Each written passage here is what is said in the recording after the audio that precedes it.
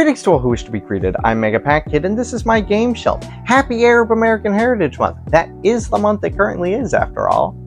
In honor of Arab American Heritage Month, I watched 8 films, and I would be remiss if I didn't start with American Arab. I mean, how can I not start with a film called American Arab when talking about films for Arab American Heritage Month? It is Arab American Heritage Month, after all. This film is a documentary from 2015 made by American filmmaker Usama al-Shaibi, whose family descends from Palestine and Iraq, but eventually immigrated to the United States.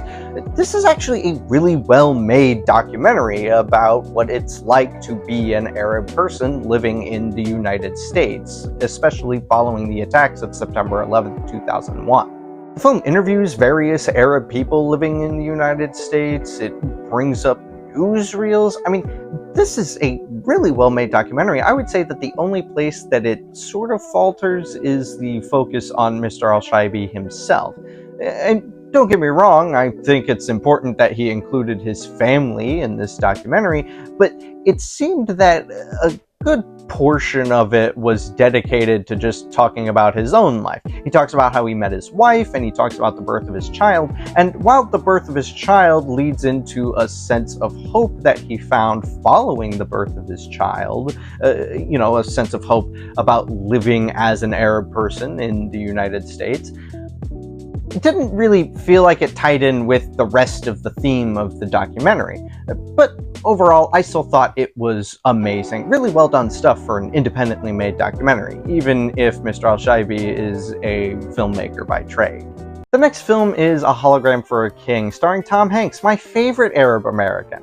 This movie is really weird. Tom Hanks essentially gets screwed with for most of the movie. He's with a company that's trying to give hologram technology to a Saudi Arabian king.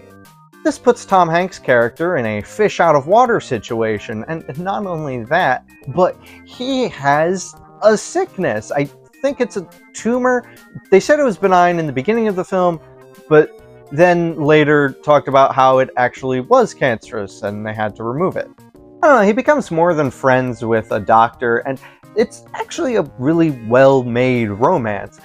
I only wish that this is what the movie had been about from the beginning, but it wasn't. Yeah, this movie is such a weird trip, but I would say that the latter half is definitely worth sitting through the first, if you're into that sort of thing. The next movie is a movie that I actually own physically, Control-Alt-Delete by Pirooz Kalela. Wait a minute. I know this person! Pirooz is a professor of mine in the cinema program at SIU Carbondale, and I really enjoyed the class of his that I was in. Because of this, I was actually really excited to watch this movie. And I was disappointed when I didn't really like it. Pirooz is a great teacher and all, but I just couldn't get into this movie. It was difficult to understand the dialogue a lot of the time, and thus it made it difficult to follow the story. It follows a bunch of groups of 2 to 3 people who go about their day, and eventually their paths cross. And it's an interesting concept for a film. I just didn't particularly like it in this one. I think it's purely a subjective thing, although not being able to understand a portion of the dialogue probably didn't help. Moving to another movie that relates to my cinema major, from Iranian-American filmmakers to Italian-Italian filmmakers, it's The Battle of Algiers. The Battle of Algiers is an Italian neo-realist film about the actual Battle of Algiers. Italian neorealism is defined by not having professional actors, typically being in grayscale, and usually being about war, because the Italian neorealist movement followed World War II. This is a great movie about people rebelling against their oppressors, about Algerians standing up against the occupying and oppressive French state. Speaking of which, Omar is about Palestinians doing the same thing. Omar is about a Palestinian who's in love with a girl, and he's also in a group of rebels who are rebelling against the occupying and oppressive Israeli state. This movie shows the hardships that Palestinians face under the rule of Israel. This is a great movie about heartbreak, portrayal, love, and loss, and has a really interesting ending, although I wish that I knew what happened after the final gunshot. Another movie about being Palestinian living under Israeli rule is The Present, although this is a short film. A man and his daughter are going shopping, and realizing they need a new fridge, he decides to buy a new fridge for his wife. That is the titular present, a refrigerator. But in order to get there, they have to pass through a military checkpoint. This checkpoint does not have the space to accommodate the refrigerator in order to get through. On the Palestinian side, if they weren't Palestinian, they'd be able to get through just fine. They'd be able to take a car through. And after arguing a whole bunch, after this man gets to a breaking point dealing with these Israeli soldiers all day, his daughter has finally had enough and takes the fridge over. I was honestly a little surprised that she didn't end up dead, but I guess the Israelis weren't wanting to kill children that day. For some context, this movie is from 2020, just a few years before the Israeli-Palestine war started. Okay, I have to talk about this. I can't make a video for Arab American Heritage Month without addressing the elephant in the room, being the Israeli-Palestinian war. One of the reasons I feel like I have to talk about it is because Aladdin is in this video, and Disney is currently on the boycott list because they supported Israel, and Israel's committing genocide, and people don't want to give their money to companies that are giving their money to support a genocide. Simple enough, but what exactly did Disney do? Well, according to themselves, they gave $2 million, $1 million each, to two humanitarian aid foundations who were helping Israel following the attack by Hamas on October 7th. CEO Bob Iger was thinking about the people caught in the crossfire, the innocent civilians, especially children, which was the main thing that he decided to point out in his statement that he gave about the donation. Disney has been real quiet about this war ever since their donation on October 12th. And I think that based on Bob Iger's statement, he would be, and potentially is, on the side of Palestine. But Disney probably makes a lot of money from Israel, and he can't just cut that off because that would be bad for the company. I think that choice is immoral, but I'm not a business person, so maybe I don't know what I'm talking about. Israel has been hurting and occupying Palestine in an oppressive manner since 1948, and these previous two films should show that. According to a report by the Congressional Research Service, Hamas killed 1,200 people and took 253 hostages. This is absolutely terrible, and Israel's response was to declare war on Hamas and kill 29 times the casualties from their initial attack. That's not an exaggeration. According to this Time article, the casualties in Palestine have come up to over 34,900. I can't stand for this, especially as an American, because my government is complicit in this genocide, unfortunately.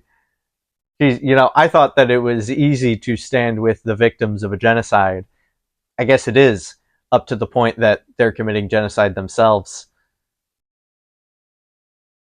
Thanks to Operation Olive Branch, I actually know of a bunch of GoFundMes that are going to help individual Palestinians get out of Palestine. It's not much, but it's the most I can do. I've donated to as many of these fundraisers as I can, and I've put a link to all of them in the description. I sincerely hope that one day this list will be empty because all of them have raised the money that they needed. What was this video about again? Aladdin! Aladdin is based on a story called 1001 Arabian Nights, which was also adapted into a Mr. Magoo movie. What? Instead of giving these two films individual reviews, I'm actually going to talk about them both in comparison and contrasting, because it's actually really fascinating which items are the same and which items are different.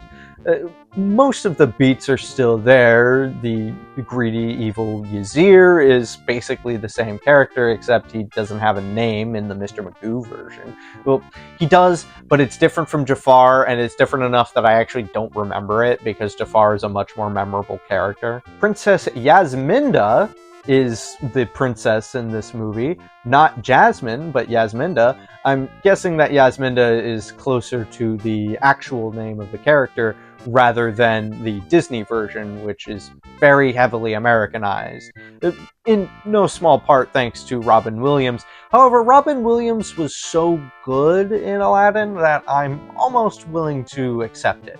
What I'm not willing to accept is the fact that Aladdin has white voice actors instead of Arab voice actors? What? Why did we do that? Why did anyone do that? Why is that the thing that we did? I don't think that the genie needed to be Arab. I think Robin Williams did an amazing job in that role, particularly because it was written for him. But come on, every person? It's pretty uncomfortable. I'd like to think that it was just a different time, and maybe there weren't a bunch of really good Arab voice actors living in Hollywood at the time. But honestly, my hopes aren't that high. I don't think that Disney looked far and wide enough. I'm going to give the Mr. Magoo movie a little bit more of a pass because it is actually so much older. But still, come on, do better. Actually, Disney did do better with the live-action remake, in which they did actually hire Arab people. Although, because it's live-action, they kind of had to. So I actually did really enjoy both, and I think the Mr. Magoo one actually has some strengths that the Disney one doesn't have. The genie as a character is better in the Mr. Magoo version. You see, he doesn't explain the rules of wishes to Aladdin the second he rubs the lamp, like the Disney version does. And I kind of like that the Disney version does lay out the rules, but it's actually very easy to see the logic held by the genie in the Mr. Magoo version.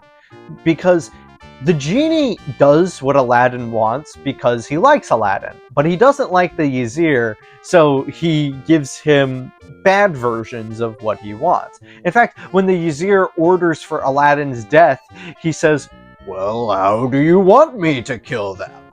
It's hilarious. The big ticket items in both the Disney version and the Mr. Magoo version are Robin Williams and Mr. Magoo, who definitely feels shoehorned into the story just for the comedy that comes with Mr. Magoo. And I guess he was popular, so they got butts in seats by having this very visually impaired man in the movie. I don't know. I didn't think a lot of the comedy was very funny, regarding his visual impairment anyway. It was fine, just not for me. In any case, both of these are good, and I would say that they're both worth your time. I actually liked watching the different versions of these stories to see the differences between them. But I wouldn't really enjoy this if I were watching the remake of Disney's Aladdin, for example, because, well, that really is just going to be beat for beat the same story, whereas the differences between the Mr. Magoo version and the Disney version seem to be more of different interpretations of the same story, rather than making the same movie 20 years later. And that's all the movies. I don't really have an outro plan for this one. Just please donate if you can, or at the very least share the links in the description, or even share this video. Free Palestine!